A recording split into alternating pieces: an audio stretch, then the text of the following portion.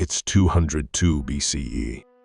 The Mediterranean world holds its breath. Two titans of the ancient world are about to clash in a battle that will decide the fate of empires.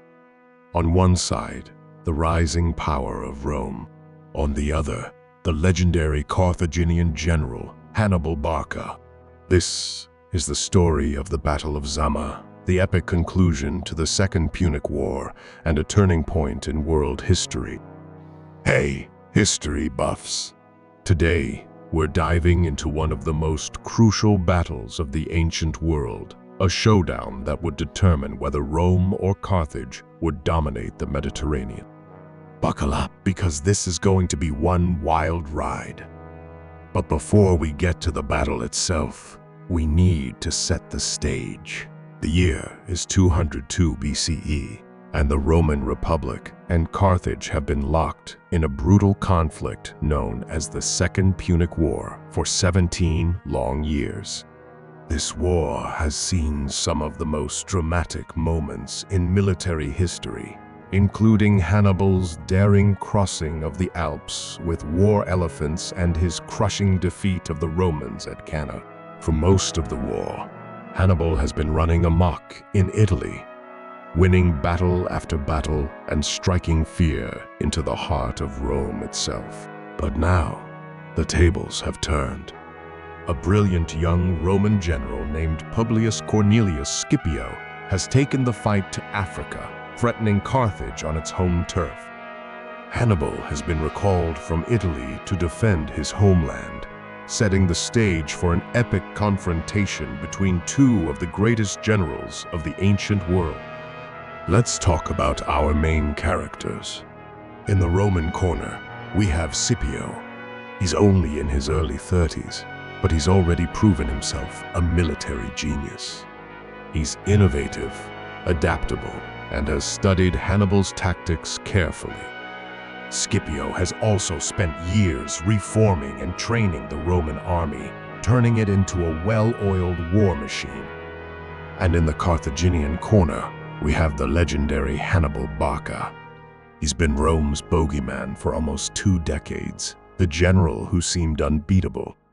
Hannibal is cunning, experienced, and has a reputation that strikes fear into his enemies. But he's also fighting on home ground for the first time in years, with an army that's not as battle-hardened as the veterans he left behind in Italy. Now, let's set the scene. The two armies meet near the town of Zama, about 80 miles southwest of Carthage. Scipio has about 34,000 men, a mix of Roman legionaries and Numidian cavalry. Hannibal's force is slightly larger, around 40,000 men, and he has a secret weapon, 80 war elephants. Yes, you heard that right, 80 massive armored elephants ready to trample the Roman lines. The battlefield itself is a wide, flat plain perfect for cavalry maneuvers and, of course, elephant charges. Both generals spend the night before the battle carefully positioning their troops. They know that the fate of their nations hangs in the balance. Dawn breaks on the day of battle. The air is thick with tension as the two armies face each other across the plain. Hannibal, confident in his elephants and superior numbers, makes the first move. With a thunderous trumpeting, the Carthaginian war elephants begin to charge. It's a sight that would make most armies turn and run. But Scipio is ready. He studied elephant tactics and has a plan. As the elephants thunder towards the Roman lines, Scipio orders his men to open up lanes in their formation. The disciplined legionaries quickly create corridors through their ranks. Many of the elephants, confused by the noise and chaos, charge straight through these lanes without causing much damage. But that's not all. Scipio has another trick up his sleeve. He's equipped his velites light skirmishers with horns and other noisemakers. As the elephants approach, the velites create a cacophony of sound, further panicking the beasts. Some elephants turn back, crashing into their own lines and causing havoc among the Carthaginian troops. Hannibal watches in dismay as his elephant charge, which he had hoped would break the Roman lines, instead dissolves into chaos. But the battle is far from over. With the elephant threat neutralized, the real clash begins. The infantry of both armies surge forward, meeting in a brutal hand-to-hand combat. The clash of swords, the thud of shields, and the cries of men fill the air. Hannibal has arranged his army in 3 lines. In the front are his least experienced troops, Ligurian, Celtic, and Balearic mercenaries. Behind them are the Carthaginian and African levies. And in the rear, his veterans from the Italian campaign, the men who have fought with him for years and never known defeat. Scipio, on the other hand, has adopted the traditional Roman triplex aces formation, 3 lines of troops, with the experienced triarii in the rear. But he's made one crucial change. Instead of arranging his maniples in a checkerboard pattern, he's aligned them in columns, creating those lanes that proved so effective against the elephants. The battle rages on, with neither side gaining a clear advantage. The Roman hastati in the front line are pushed back by the Carthaginian mercenaries, but this is all part of Scipio's plan. The hastati retreat through the lanes in the Roman formation.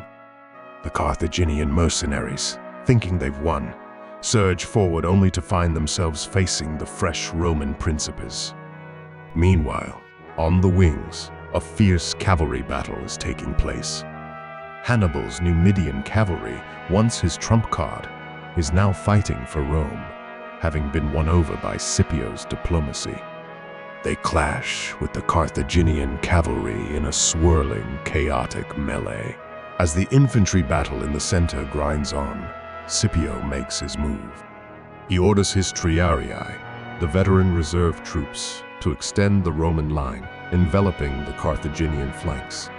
At the same time, the Roman and Numidian cavalry, having driven off their Carthaginian counterparts, wheel around and attack Hannibal's infantry from behind. Hannibal, the master tactician, finds himself outmaneuvered. His army is now fighting on 3 sides, slowly being squeezed in a deadly vice. But the battle is not yet lost. Hannibal still has his veterans, the hardened soldiers who have never tasted defeat.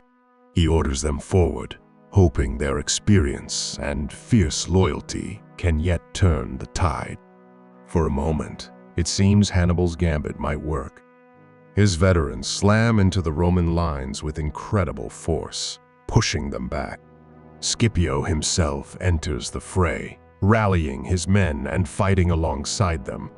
The fate of empires hangs in the balance as the 2 greatest armies of the ancient world grapple in a life-or-death struggle. But Scipio's envelopment strategy proves decisive. Even Hannibal's veterans find themselves fighting on multiple fronts, surrounded by a sea of Roman shields and swords. Slowly, but surely, the Carthaginian army begins to crumble. As the sun begins to set, the outcome becomes clear. The Carthaginian army breaks, fleeing the field in disarray. Hannibal, seeing the battle is lost, manages to escape with a small bodyguard, leaving behind a field strewn with the bodies of his men. The Battle of Zama is over. Rome has won. The cost of this victory is staggering. Over 20,000 Carthaginians lie dead on the field, with thousands more taken prisoner. The Romans and their allies have suffered too, with casualties numbering around 5,000. But the strategic outcome is clear. Carthage's military power is broken, and Rome now stands as the undisputed master of the Western Mediterranean. In the aftermath of the battle, Scipio earns the honorific title Africanus for his victory in Africa. He returns to Rome in triumph, celebrated as the greatest general of his age. Hannibal, meanwhile, manages to escape to Carthage, where he briefly holds civil office before being forced into exile by his political enemies and the demands of Rome. The consequences of Zama reach far beyond the immediate aftermath. Carthage is forced to accept a harsh peace treaty, paying a massive indemnity to Rome and giving up its empire. The once great maritime power is reduced to a mere Roman client state. Rome, on the other hand, now has no serious rivals in the Western Mediterranean. This battle marks the beginning of Rome's ascension to become the superpower of the ancient world. But let's take a moment to reflect on the broader significance of this battle. Zama wasn't just a clash of armies. It was a pivotal moment in the history of civilization. Had Hannibal won, the world as we know it might be very different. Carthaginian culture, with its Phoenician roots and maritime focus, might have dominated the Mediterranean instead of Rome. The Latin language, Roman law, and many aspects of Western civilization might never have spread as they did. Moreover, Zama showcases the importance of adaptability in warfare. Scipio's victory wasn't just about numbers or even individual tactical brilliance, it was about learning and evolving. He studied Hannibal's tactics, adapted Roman strategies, and wasn't afraid to innovate. This battle reminds us that in war, as in life, the ability to learn and adapt is often the key to success. It's also worth noting the personal drama of this battle. Imagine the tension as Scipio and Hannibal, two of the greatest generals in history, finally faced each other on the battlefield. Both men had studied each other for years, each recognizing the other's genius. In fact, ancient sources tell us that before the battle, Hannibal requested a personal meeting with Scipio, perhaps hoping to negotiate a settlement. The meeting took place, but neither general was willing to back down, leading to the epic confrontation we've just described. The Battle of Zama stands as a testament to the drama and significance of ancient warfare. It was a clash of titans, a battle that determined the course of history. But it's also a very human story, a tale of courage, strategy, and the thin line between victory and defeat. As we look back on Zama from our vantage point, more than 2 millennia later, we can appreciate the enormous stakes of that long-ago battle on a dusty plain in North Africa. The world we live in today was shaped, in part, by what happened there. Rome's victory at Zama set the stage for the creation of a Mediterranean-wide empire that would profoundly influence language, law, architecture, and countless other aspects of Western civilization. But perhaps the most enduring lesson of Zama is the unpredictability of history. Hannibal, who had seemed invincible for so long, was defeated. Scipio, a young general facing one of the greatest military minds of all time, emerged victorious. It reminds us that in war and in life, nothing is certain until the final moment. And there you have it, folks, the Battle of Zama in all its epic glory. From elephants charging across the battlefield to the clash of history's greatest generals, this battle truly had it all. It's a testament to the drama of history and the monumental events that have shaped our world. If you enjoyed this deep dive into one of ancient history's most significant battles, be sure to like this video and subscribe to our channel for more historical content. And let us know in the comments, what other ancient battles would you like to see covered in future videos? Until next time, this is War Stories Untold, reminding you that the past is never as distant as we think. The echoes of battles like Zama continue to resonate in our world today. Thanks for watching, and see you in the next video.